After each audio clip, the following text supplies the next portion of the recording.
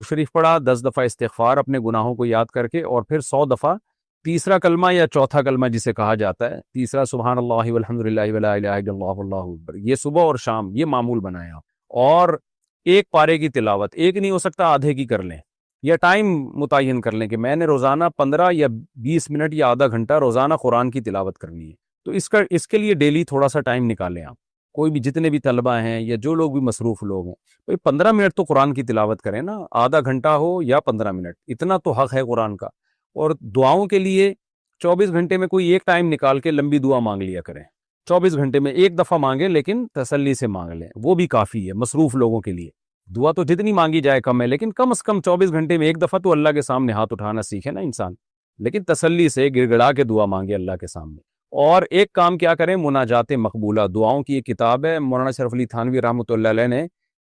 جو احادیث ہیں نا اور قرآن کی دعائیں ان کو جمع کر لیا ہے اور ایک ہفتے پہ ڈیوائیڈ کر لیا ہے، تو وہ آپ پڑھیں گے ہفتے والے دن ہفتے کی دعائیں، اتوار والے دن اتوار کی دعائیں۔ اس سے ہوتا یہ ہے کہ ایک ہفتے میں تمام تقریباً جتنی بھی دعائیں قرآن و سنت میں آئی ہیں عام طور پر ساری دعائیں کور ہو جاتی ہیں۔ اس کا ترجمہ والی لے لیں تاکہ سمجھ میں بھی آئے کیا پڑھ رہے ہیں، تو وہ مناجات مقبولہ جو ہے وہ خرید لیں، چھوٹی سی کتاب ہے، نیٹ سے بھی ڈاؤن لوڈ کر سکتے ہیں۔ تو ہفتے والے دن اتوار جمعے والے دن، جمعرات سے لے کے پھر جمعے والے دن تک 7 دنوں کی دعائیں مکمل ہو جائیں گی۔ بس آگے اس میں اضافے بھی بہت سارے لوگوں نے کیے، ان کی ضرورت نہیں ہے، صرف آپ نے ہفتہ اتوار پیر منگل بدھ جمعرات یہ جمعہ یہ 7 دن کی دعائیں آپ کر لیں تو یہ کافی ہے معمول۔ اور میں نے بتایا تہجد کی 2 یا 4 رکعتیں، اس میں بہت زیادہ ٹائم نہیں لگتا، آپ مصروف زندگی میں اتنی عبادت کے لیے ٹائم آپ کو نکالنا پڑے گا، ورنہ اس کا نقصان ہوتا ہے جب انسان نفلی عبادت بالکل بھی چھوڑ دیتا ہے تو دل سیاہ ہونا شروع ہو جاتا ہے۔ تو یہ بھی کر لیں تو انشاءاللہ اللہ آپ کو وہی برکتیں دے گا جو بہت کثرت سے عبادت کرنے والوں کو اللہ تعالیٰ برکتیں دیتے ہیں، یہ مصروف لوگوں کے لیے۔ غیر اسلامی حکومت میں ملازمت، الہام صاحب افغانستان سے پوچھتے ہیں، مفتی صاحب اللہ کے حکم کے بغیر حکم دینے والی حکومتوں میں کام کرنے کا کیا حکم ہے؟ حکومت چاہے اسلامی ہو یا غیر اسلامی ہو، جاب کرنا جائز ہے بشرطے کہ آپ کے ذمے کوئی خلاف شریعت کام نہ لگایا جائے۔ تو اگر خلاف شریعت کام نہیں ہے تو پھر آپ کہیں بھی جاب کر سکتے ہیں، اس میں کوئی گناہ نہیں ہے۔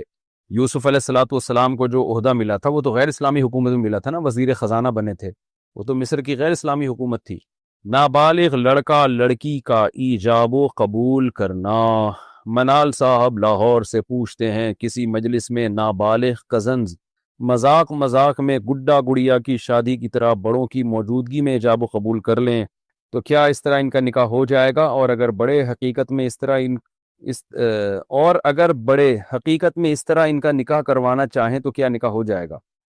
نابالغ لڑکا لڑکی ان کے تصرفات شریعت میں کالعدم ہے، نابالغ کی نہ طلاق ہوتی ہے نہ نکاح ہوتا ہے، یعنی اگر وہ کرے گا بھی تو کالعدم ہے۔ البتہ ان کے بڑے اگر ان کا ایجاب و قبول خود کر لیں، یعنی لڑکے کا باپ کہہ دے، بڑے نہیں بلکہ ان کے ولی، لڑکے کا باپ کہہ دے کہ میں نے اپنے بیٹے کا نکاح تمہاری بیٹی سے کیا، اور لڑکی جو نابالغ ہے اس کا باپ کہہ دے میں نے اپنی بچی کی طرف سے قبول کیا، تو پھر نکاح ہو جائے گا۔ لیکن یہ ضرورت کے وقت ہے، بلا ضرورت اس طرح کرنا ٹھیک نہیں ہے، کیونکہ نابالغ کو نکاح کی ضرورت نہیں ہے۔ ضرورت بعض دفعہ پڑ سکتی ہے، بہت سارے حالات کسی پر بھی آ سکتے ہیں، لڑکی کا آپ کو خطرہ ہے کہ رشتہ نکل جائے گا اس کے ہاتھ سے، اچھا رشتہ نکل جائے گا، یا باپ کو پتہ ہے کہ بھئی میرے بیٹے کے لیے یہ لڑکی بہت ہی سوٹیبل ہے، ابھی سے ان کو نکاح کے بندھن میں باندھ دیا تو ان کے دماغ میں بات بیٹھ جائے گی ہم میاں بیوی ہیں اور پھر بالغ ہونے کے بعد ہم رخصتی کر دیں گے، تو کوئی خاص حکمت ہو تو پھر ٹھیک ہے، ادروائز نابالغ بچہ یا بچی کا نکاح کرنا یہ کوئی پسندیدہ کام نہیں ہے، اس کے سائیڈ ایفیکٹ بہت زیادہ ہیں، بہت سے علاقوں میں بچیوں پہ ظلم بہت ہوتا ہے، اس چکر میں چھوٹی چھوٹی بچیاں بے ناسمجھ ہوتی ہیں، ان کو اٹھا کے کسی بھی ہاتھ پکڑا دیتے ہیں اور یعنی نکاح کر دیتے ہیں، پھر رخصتی تو بلوغت کے بعد ہی کرتے ہیں لیکن نکاح کر کے جو ہے وہ ظلم ہوتا ہے ان بچیوں کے اوپر۔ تو اس لیے علماء نے کبھی بھی اس عمل کو اپریشیٹ نہیں کیا ہے، نابالغ بچہ بچی کا نکاح کا، بلوغت کا انتظار کرنا چاہیے، البتہ جہاں ضرورت ہوگی تو وہاں پھر جائز ہے، تو ہاں بالغ ہونے کے بعد پھر ان کے نکاح میں جلدی کرنی چاہیے۔ لیکن میں نے بتا دیا کہ نابالغ لڑکا لڑکی خود نکاح کریں گے تو نہیں ہوگا، جہاں کوئی شدید ضرورت ہو تو اس میں پھر شریعت میں یہ ہے کہ لڑکے کی طرف سے اس کا باپ اور لڑکی کی طرف سے بھی اس کا باپ، یہ دونوں ایجاب و قبول کریں گے، اور مہر بھی مہر مثل طے ہوگا۔ مہر مثل کا مطلب لڑکی کا چونکہ نابالغ ہے نا تو اس کا کم مہر نہیں رکھ سکتے، وہی مہر ہوگا جو اس خاندان میں لڑکیوں کا مہر ہوتا ہے، اس طرح سے اگر نکاح کر دیا تو نکاح ہو جائے گا، ادروائز خود یہ نکاح کریں گے تو نہیں ہوگا۔ یہ ہو چکا مشکوک کردار والی سے نکاح کرنا۔ انڈیا سے کسی نے پوچھا ایک ہندو لڑکی مسلمان ہو کر مجھ سے شادی کرنا چاہتی ہے، مگر میرے دوست بتاتے ہیں کہ وہ کردار کی اچھی نہیں ہے، لیکن وہ مسلمان ہونا چاہتی ہے، تو بتائیے کہ میرے لیے اس سے شادی کرنا جائز ہے یا نہیں، اور آپ کا مشورہ کیا ہے؟ اس میں مجھے ثواب ملے گا یا نہیں؟ اگر گھر والے نہ مانیں تو میں ان کے خلاف کر سکتا ہوں یا نہیں؟ برائے مہربانی رہنمائی فرمائیں۔ دیکھیں، بیوی کے لیے کافر ہونا عیب نہیں ہے، لیکن فاحشہ ہونا بہت بڑا عیب ہے بیوی ہونے کی حیثیت سے۔ اگر کوئی شخص زنا کرتا ہے یا کوئی عورت زنا کرتی ہے لیکن ہے مسلمان، تو آخرت کے لحاظ سے اس کو زنا کی سزا ملے گی اور بخشائی جائے گی۔ لیکن اگر کوئی پاک دامن ہے لیکن ہے کافر، تو آخرت میں ہمیشہ جہنم میں رہے گی وہ۔ تو آخرت کے لحاظ سے تو کفر بڑا جرم ہے، کفر جو ہے وہ بڑا جرم ہے، عورت ہو یا مرد دونوں کے لیے۔ لیکن دنیا کے لحاظ سے، دنیا کے جو ایک اصول ہے نا اور ضابطے، اس کے لحاظ سے عورت کا سب سے بڑا وصف یہی ہے کہ وہ پاک دامن ہو، تاکہ مرد کو اس پہ اعتماد ہو، اولاد پہ بارے میں یقین ہو کہ بھئی یہ میری ہی اولاد ہے، ڈی این اے ٹیسٹ نہ کروانے پڑے اس کو۔ یہی وجہ ہے کہ پیغمبروں کی بیویاں کافر تو گزری ہیں، نوح علیہ السلام کی بیوی کافر تھی، لوط علیہ السلام کی بیوی کافر تھی، مگر اجماع امت سے یہ بات ثابت ہے کہ کسی پیغمبر کی بیوی فاحشہ نہیں تھی، یعنی فاحشہ سے مطلب بدکار یا زناکار نہیں تھی کسی بھی پیغمبر کی بیوی، کیونکہ یہ مرد کے لیے بہت بڑا ایک بدنما داغ ہے کہ اس کی بیوی فاحشہ ہو۔ تو کوئی غیر مسلم لڑکی اگر مسلمان ہونا چاہتی ہے تو بہت اچھی بات ہے، آپ شادی کر سکتے ہیں، شادی تو فاحشہ عورت سے بھی جائز ہے، زانی عورت سے بھی آپ نکاح کر سکتے ہیں۔ لیکن میں نے بتایا کہ چونکہ یہ مشورہ نہیں دیا جا سکتا، نبی صلی اللہ علیہ وسلم کے سامنے کیس آیا، کسی نے بتایا کہ میری بیوی زانی ہے، تو آپ نے کہا کہ ان کو طلاق دے دو،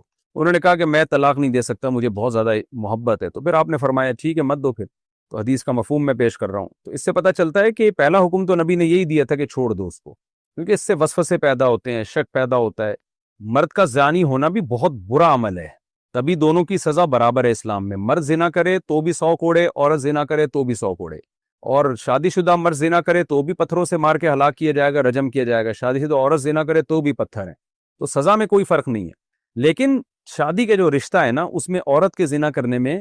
نسب میں گڑبڑ ہوتی ہے، مرد کے زنا کرنے میں نسب خراب نہیں ہوتا۔ تو اس لیے جب میرج والی لائف گزر رہی ہوتی ہے نا، تو پھر اس میں عورت کا زانیہ ہونا یہ زیادہ برا عمل ہے۔ مرد کا زانی ہونا بھی برا ہے، لیکن عورت کا زانی ہونا یہ اور زیادہ برا عمل ہے۔ تو اب اس تفصیل کے بعد یہ بات سمجھیں کہ جب نبی صلی اللہ علیہ وسلم نے حکم دیا کہ بھئی فاحشہ ہے تو اس کو طلاق دینا چاہیے، تو یہ استحبابی حکم تھا، واجب حکم نہیں تھا، اور صحابی چونکہ نہیں دینا چاہتے تھے، ان کو فتنے میں پڑنے کا اندیشہ تھا، بعض دفعہ اتنی زیادہ محبت ہے بیوی سے کہ کسی کو خطرہ ہوتا ہے میں نے اگر چھوڑ دی تو میرے ڈیزائرز دوسری عورت کی طرف مائل ہی نہیں ہوں گے اور خود مجھے زنا کا خطرہ ہو جائے گا۔ تو بہت ساری حکمتوں میں بہت سارے کام نہیں کیے جاتے جو کہ کرنے کے ہوتے ہیں، لیکن انسان چھوڑ دیتا ہے۔ تو اب یہ فیصلہ تو کوئی خود ہی کرے گا کہ ایسی عورت سے نکاح کرنا چاہیے کہ نہیں کرنا چاہیے۔ اب کوئی ہندو لڑکی مسلمان ہو رہی ہے، بہت اچھی بات ہے، آپ اس سے شادی کریں، لیکن اگر وہ آپ سمجھتے ہیں کہ وہ فاحشہ ہے اور اس کی بدکرداری میں زندگی گزری ہے، تو اس کے بعد پھر آپ کو خطرات ہیں کہ پتہ نہیں باکردار رہے گی کہ نہیں رہے گی، تو بہتر یہ ہے کہ ایسی شک والی جگہ نکاح نہیں کرنا چاہیے۔ اب آپ کی کیا ڈیزائرز ہیں اور اس لڑکی کے کیا یعنی آپ سمجھتے ہیں کہ وہ کتنی توبہ اس نے پکی کی ہے۔ بعض دفعہ اتنی پکی توبہ کی ہوتی ہے کہ انسان کو اطمینان ہو جاتا ہے کہ اب یہ برائی کی طرف نہیں جائے گی، تو پھر کر لینا چاہیے اس سے نکاح۔ بعض دفعہ یہ بھی ہوتا ہے کہ آپ کو جو خبریں دے رہے ہیں وہ خبریں ہی غلط دے رہے ہوتے ہیں، ایویں ادھر ادھر کی سنا کے اڑائی ہوئی باتیں ہوتی ہیں، تو ان خبروں کی بھی تحقیق کر لینی چاہیے کہ جو لوگ کہہ رہے ہیں کہ یہ لڑکی ٹھیک نہیں تھی تو کیا تھا اس کا، یعنی واقعی ٹھیک نہیں تھی یا ایویں ہی لوگوں نے خبریں اڑا دی ہیں، تو یہ تحقیق بھی کر لینی چاہیے۔ اور یہ بھی ہوتا ہے کہ بعض دفعہ لوگوں نے کسی لڑکی نے کفر میں جو زندگی گزاری ہوتی ہے نا، وہ اسلام جب قبول کرتی ہے تو سب چیزیں چھوڑ کے آتی ہے۔ عام طور پہ غیر مسلموں میں یہ ہوتا ہے کہ جب وہ اسلام کی طرف آتے ہیں تو پچھلی پوری زندگی سے یو ٹرن لے لیا ہوتا ہے انہوں نے۔ تو اگر ایسی کوئی لڑکی ہے تو پھر اس کے ماضی کو بھلا دینا چاہیے۔ تو یہ ساری تفصیل کے بعد اب آپ فیصلہ کریں کہ اس سے نکاح کرنا ہے یا نہیں کرنا۔ میں شرعی مسئلہ تو بتا سکتا ہوں، مشورہ نہیں دے سکتا۔ مسئلہ تو یہی ہے کہ جائز ہے نکاح، بلکہ بیوی اپنی اگر فاحشہ ہو، زانیہ ہو اور کر بھی رہی ہو زنا، تو بھی طلاق دینا واجب نہیں ہے اس کو، افضل ہے کہ چھوڑ دیا جائے، لیکن لازم نہیں ہے۔ تو جب لازم نہیں ہے تو نکاح بھی کیا جا سکتا ہے کسی فاحشہ عورت سے، لیکن یہ کہ یہ عمل اس قابل نہیں ہے کہ اس کو اپریشیٹ کیا جائے، کیونکہ عورت کا جو ہے نا فاحشہ ہونا یہ کوئی چھوٹا موٹا عیب نہیں ہے۔ مرد کے لیے اس سے بڑی ڈپریشن کی کوئی چیز ذریعہ نہیں بنتی کہ اس کی بیوی جو ہے نا وہ اس کے بارے میں ہر وقت اس کو یہ خطرہ ہو کہ پتہ نہیں کیا کر رہی ہے، میں سفر میں گیا ہوں تو پیچھے کس کس سے تعلقات ہیں، اس سے بڑا مرد کے لیے کوئی المیہ ہو نہیں سکتا۔ تو اب فیصلہ آپ نے خود کرنا ہے کہ اگر واقعی وہ یو ٹرن لے چکی ہے، پکی توبہ کر چکی ہے، تو پھر تو بھول جائیں سب کچھ، یا خبریں ہی اس کے بارے میں غلط ہیں۔ اور اگر آپ کو غالب گمان ہو کہ بعد میں بھی اسی طرح کی برائی میں جا سکتی ہے تو جائز ہے نکاح کرنا، لیکن بہتر ہے کہ پھر نہ کیا جائے نکاح۔ پڑوس کی حدود۔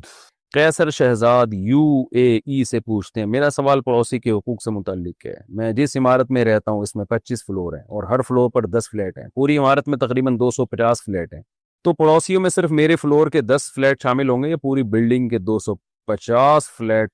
پڑوسیوں میں شامل ہوں گے؟ دیکھیں، قرآن مجید میں نا جو اللہ نے پڑوسیوں کے حقوق بیان کیے ہیں اس کو سمجھنا چاہیے۔ 5ویں پارے کے شروع میں یہ آیت ہے، وَاعْبُدُوا اللَّهَ وَلَا تُشْرِكُوا بِهِ شَيْئًا وَبِذِي الْقُرْبَى وَالْيَتَامَى